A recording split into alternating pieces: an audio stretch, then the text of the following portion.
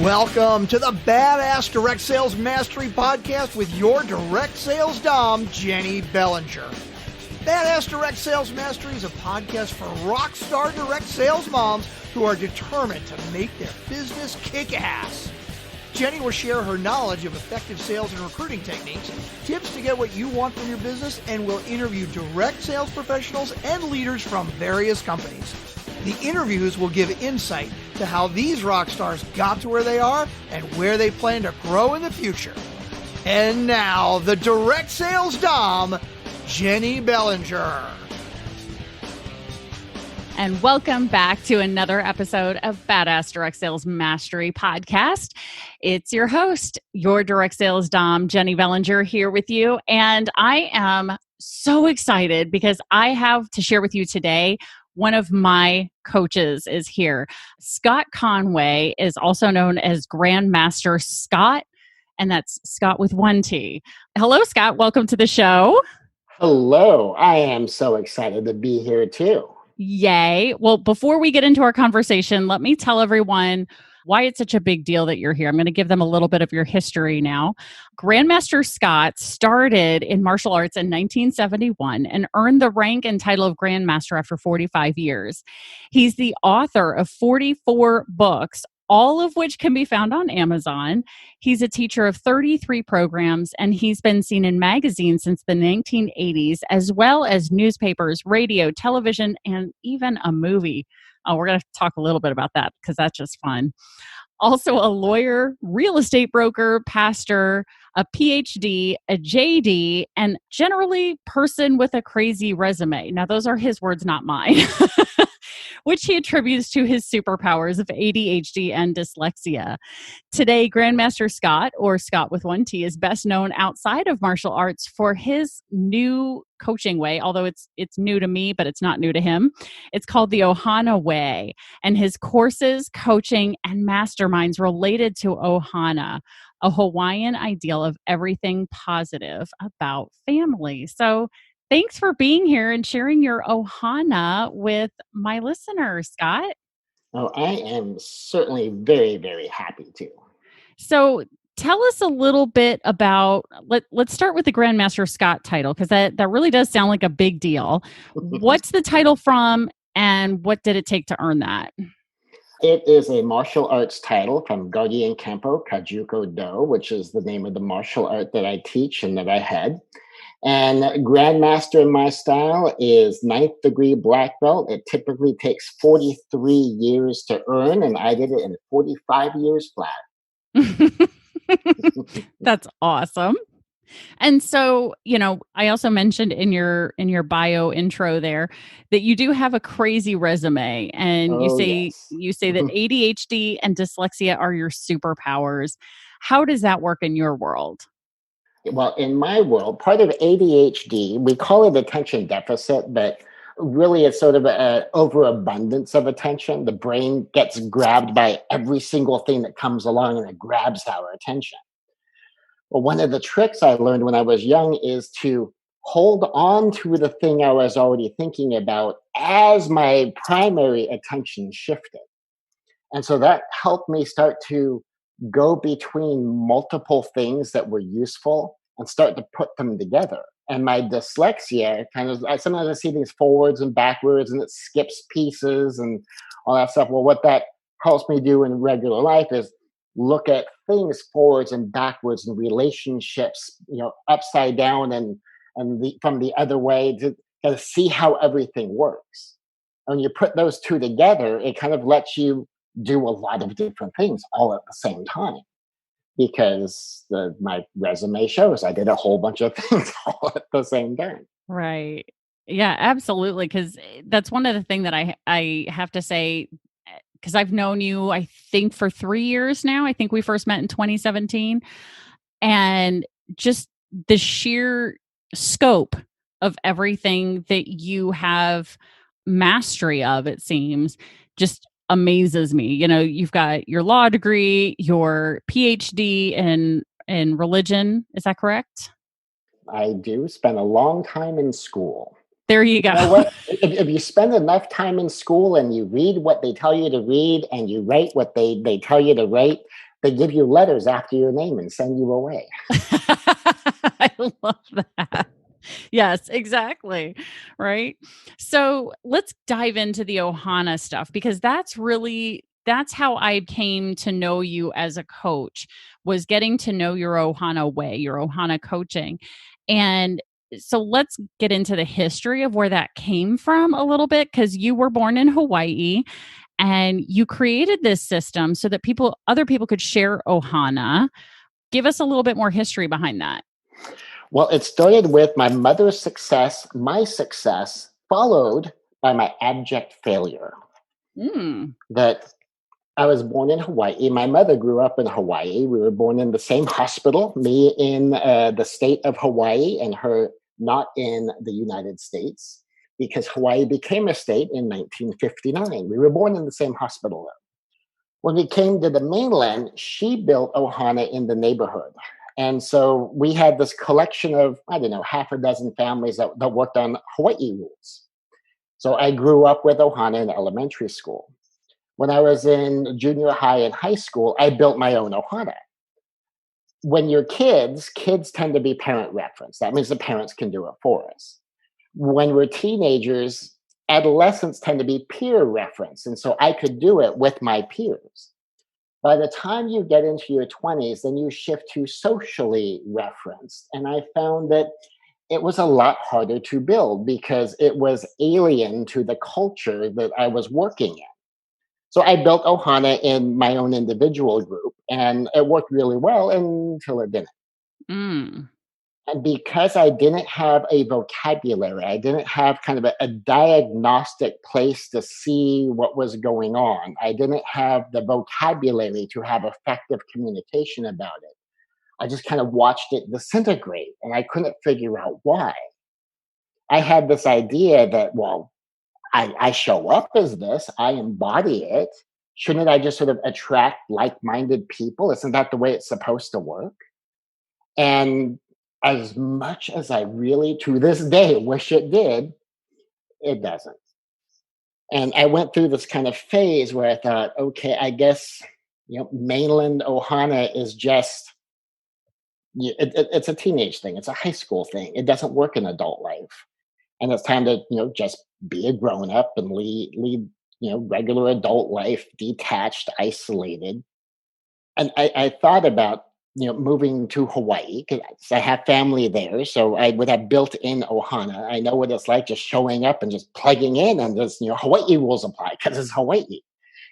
And then something struck me, and it was like in the early '90s that I had the answer, and I had the answer being taught to me since 1971, and that the answer was to systemize it. Because in martial arts, in the chaos of combat, we train to deal with it with a very systematic approach to martial arts. And that gives us a way to know what's the right way, what's the wrong way, how do you talk about it, how do you correct it, what's your baseline, all of that stuff. And I thought, wait a second, what if I built this like a martial art so that we could have this mutual understanding? What if I could define it as cleanly as we define like a kata and break down the details? And so that way I could have discussions and you could kind of diagnose when it's aligned and when it's getting misaligned before it's just falling apart. And I began to put together what I grew up with in a systematic way, and I field tested it in my martial art.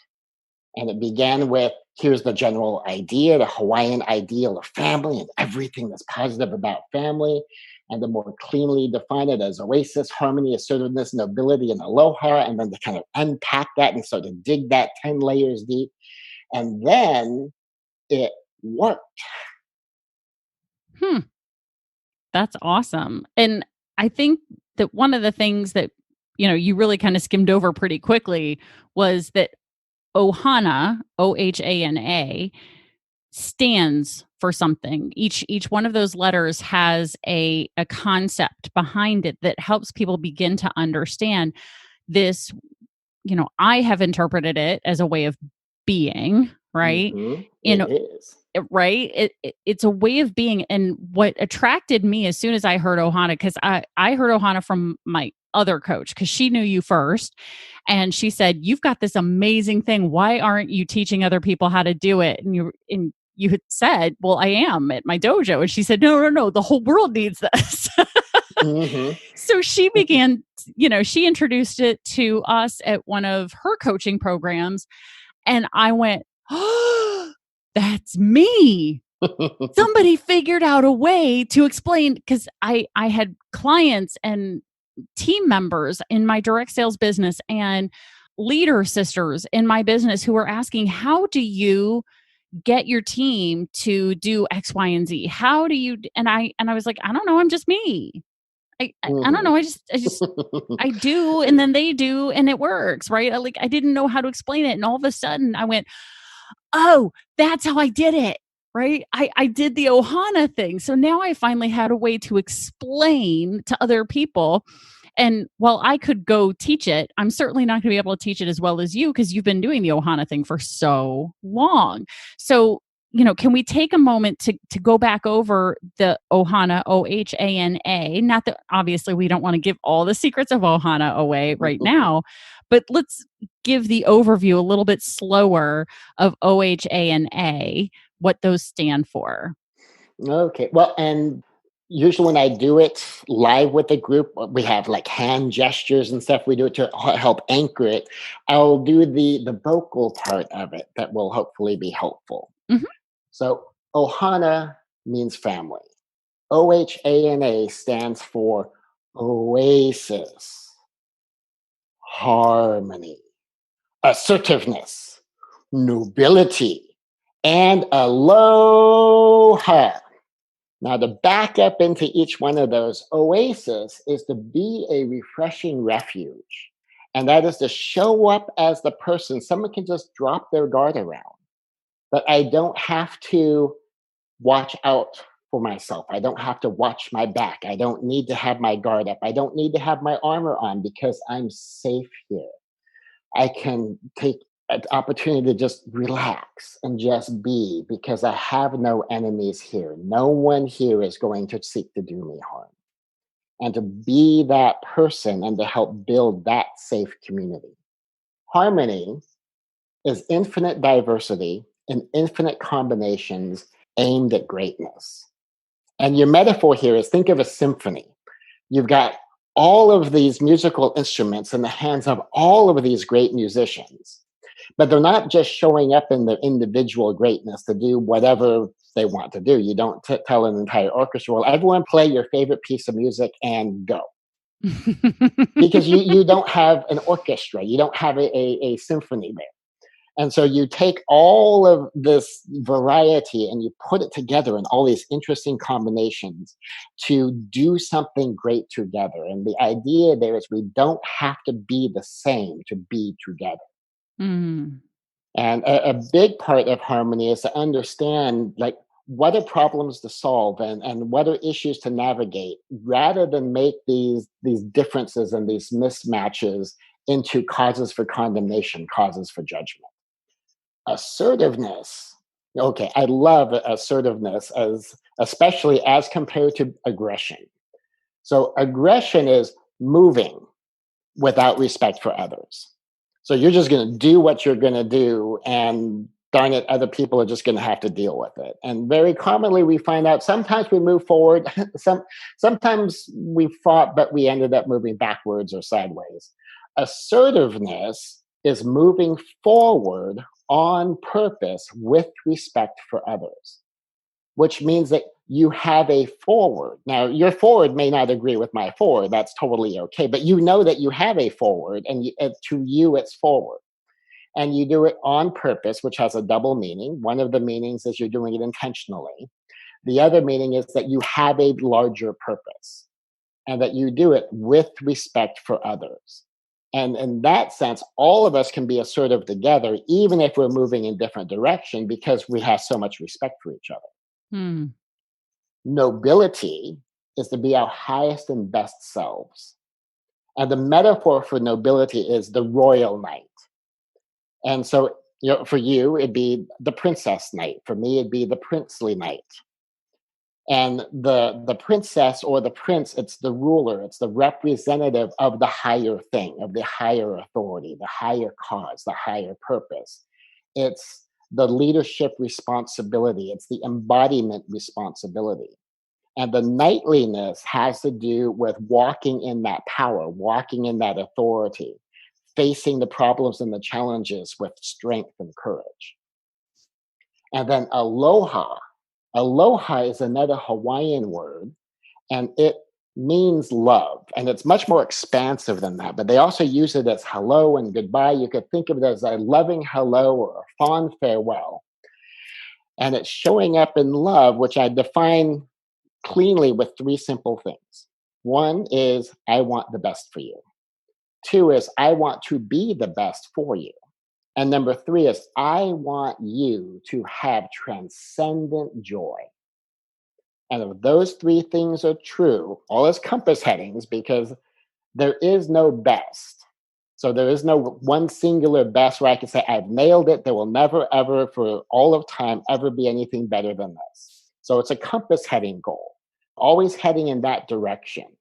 And if I love you, if I love my customer, if I love the people I work with, I'm always looking for what is in their best interests, what's in their better interests than what's going on right now. And I'm always seeking to be a better person in whatever role I have in their lives, or even determining whether I'm well suited for a given role, and that I am seeking their joy. And when you put all of those together, of Ohana as family and Oasis harmony, assertiveness, nobility, and aloha, then you have built this community of family, this relationship of connection. And that's what Ohana is all about.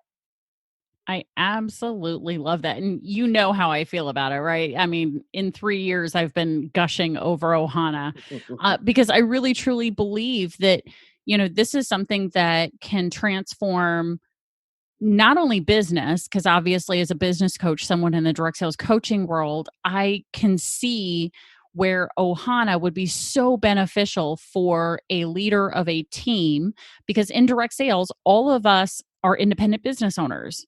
So when you are leading a team, you're leading a team of volunteers. Yes. they don't have to do what you say, right? You're not the boss, you're the leader. You're not the manager, you're the leader. There's a totally different way of working with people in that sense.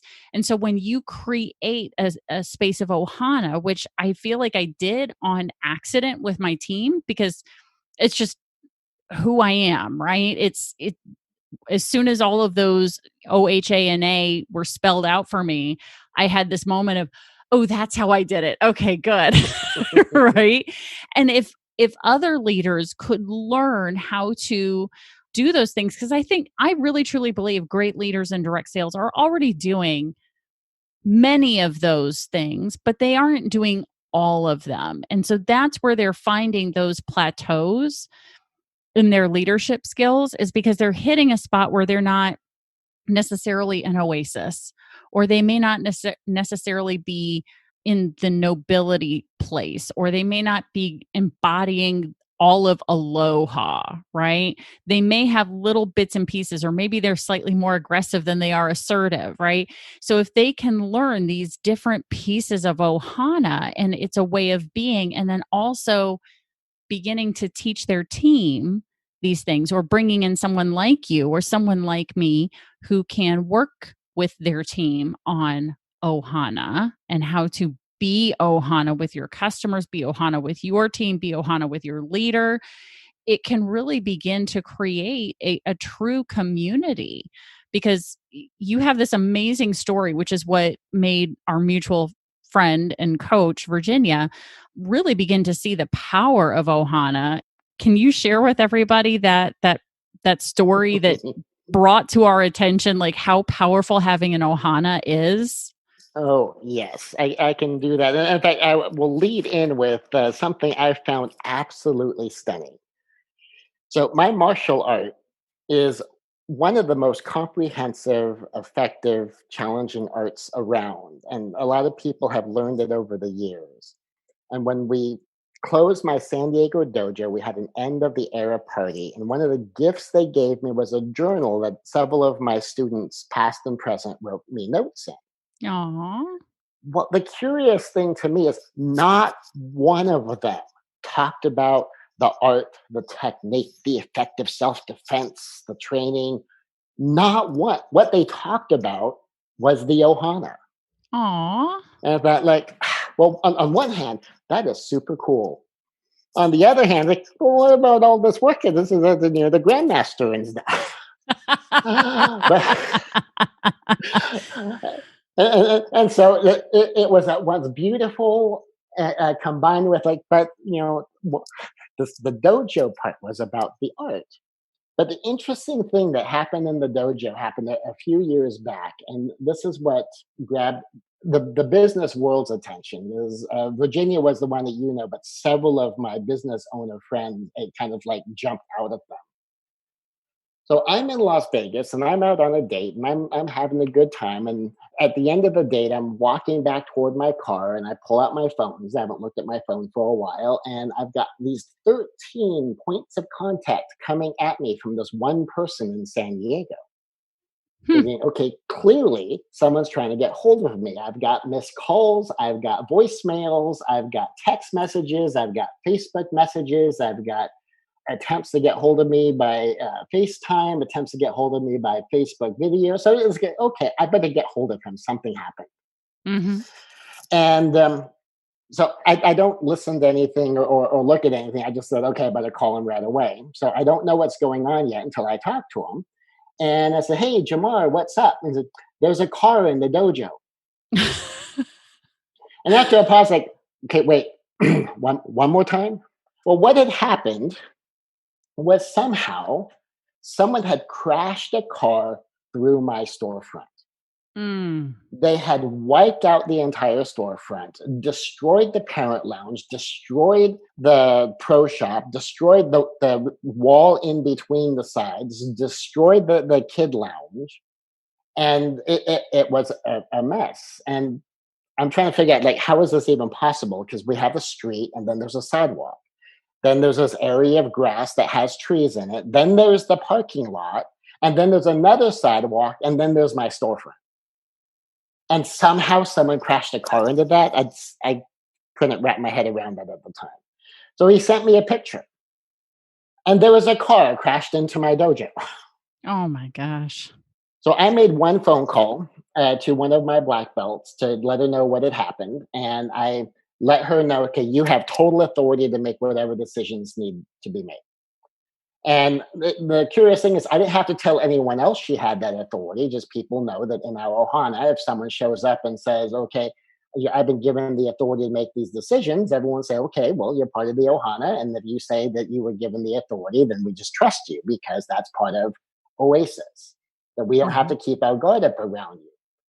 And she took command and then she delegated to other leaders. And I had 24-hour security for the whole time the place was opened up. The next morning, without any kind of phone tree, with no call for help, people start showing up to help. I had team members even handle the media when the media showed up. And they handled the interview process. They handled getting all of the photographs and information to the news so that they could run their piece. They handled the cleanup. They dealt with the fire department. They dealt with the police department. They dealt with the county inspector. They dealt with SDG&E when they came to shut the system down. And we had so much help, we started turning people away. So all of that is going on. Now, meanwhile, I'm on vacation in Las Vegas. Now, I had meetings and people were telling me, it's like, oh, I saw on Facebook what had happened. Totally understand you have to go back to San Diego. So no, I'm still here. We'll still have lunch together or we'll still have dinner together. So, well, wait, but didn't something happen at your business? Like, oh, yeah, it's okay. It's being handled. Because not only were they taking care of it, they even told me, two people told me, it's like, we've got it. Don't worry about it. Stay on vacation. One person even says, "Don't you dare come back. We'll be offended if you come back. We've got this." Aw. And Virginia was one of the ones that said, like, "Oh my gosh, I saw what happened at your business. I'm so sorry. You're going to miss your vacation time in Las Vegas." And when I told her, "No, no, it's okay. It's covered," it's like, "Wait, do you have a team that's handling that?" It's like, "Well, your employees? No, no, my clients are taking care of it." To which she said, "What?" Like, okay, Scott, there's raving fans, but this is ridiculous. Mm-hmm. Whose clients show up to handle a disaster at that level? That's crazy. And she saw that within 24 hours of the accident occurring, not only did I have team members there for 24 solid hours, self-organized. I didn't coordinate any of them. They self-organized. But in 24 hours, the place was cleaned up, the place was boarded up, and everything was handled. And I stayed on vacation, and classes ran on the Monday after the accident, just as they would have if I wasn't there. They just worked around having the place locked up. And I came home up my regular schedule. That is amazing. And that to me, I agree with Virginia, is just jaw-droppingly amazing that, I mean, most of us can't imagine having our client show up to take care of our business if something happened to the business while we were gone, right? And knowing that it was taken care of, like, no worry, I'll stay on vacation. It's all good. They got this, right? That creating that level of trust, that level of family, that level of we will be offended if you come back is just absolutely amazing.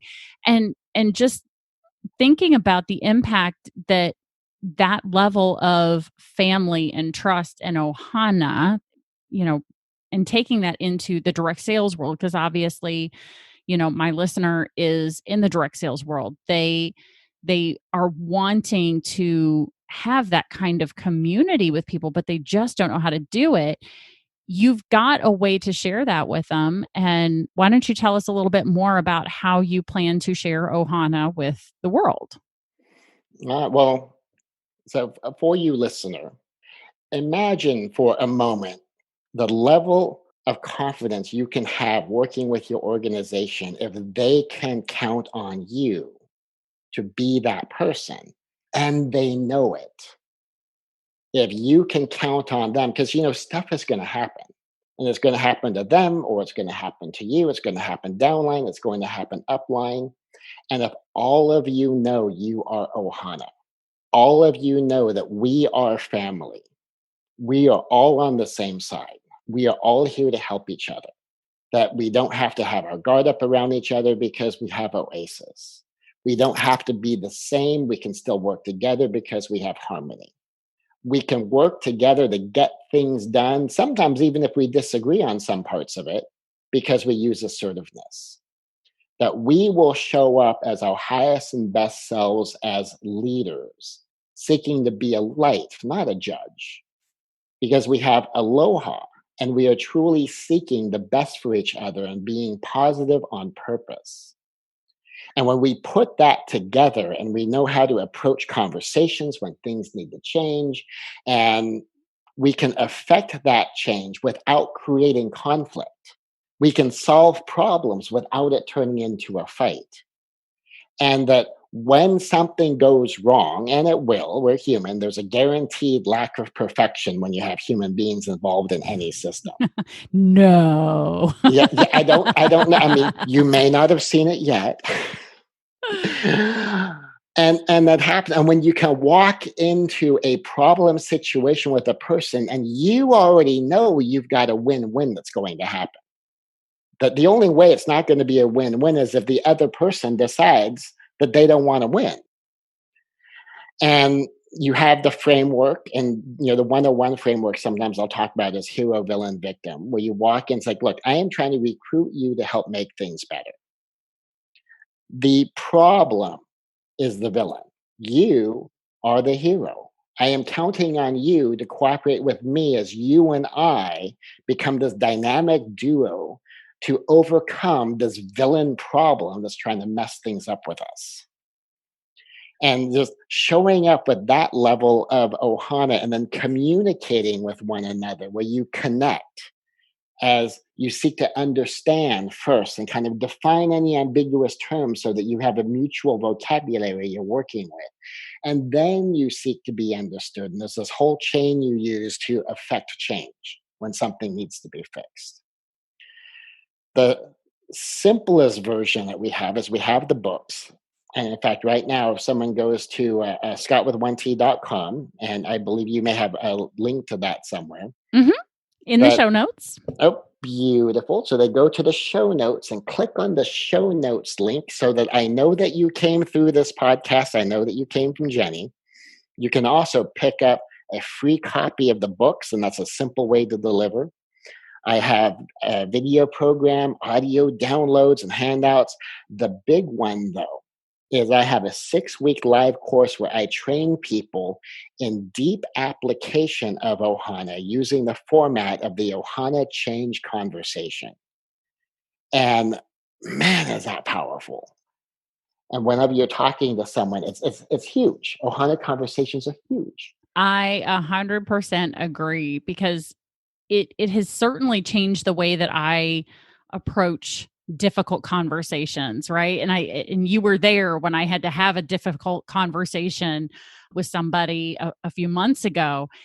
We happened to both be in St. Louis for a coaching program, and I said, Scott, I'm going to have a conversation, and you were actually able to help coach me through that conversation in a way that really ended up with, a really best case scenario that ended up being a win-win-win for everybody eventually, which was phenomenal. But had I not had the Ohana language to be able to come in and say, hey, look, I have to have a conversation with someone who doesn't get the Ohana way. How do I do it? Right.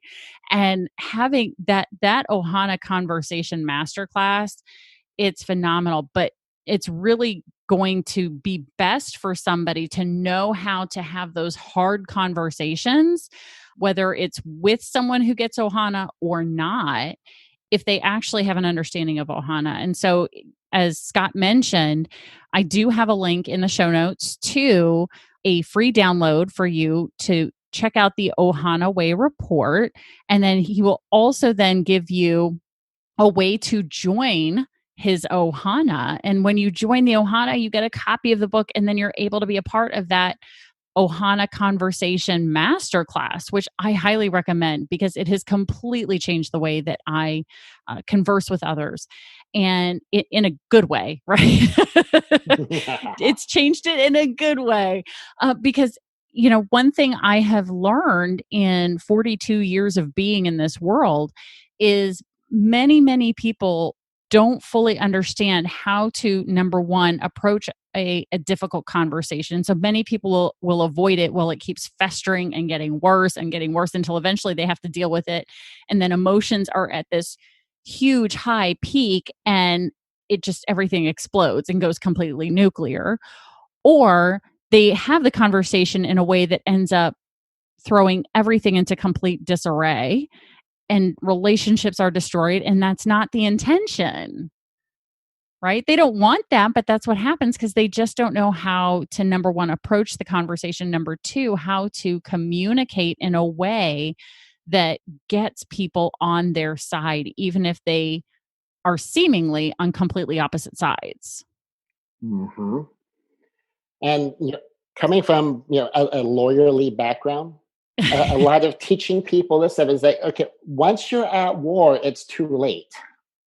Mm-hmm. Like you can't be punching each other in the face and then go, oh, let me try this nice person tactic. Like, people have bloody noses already. The fight started.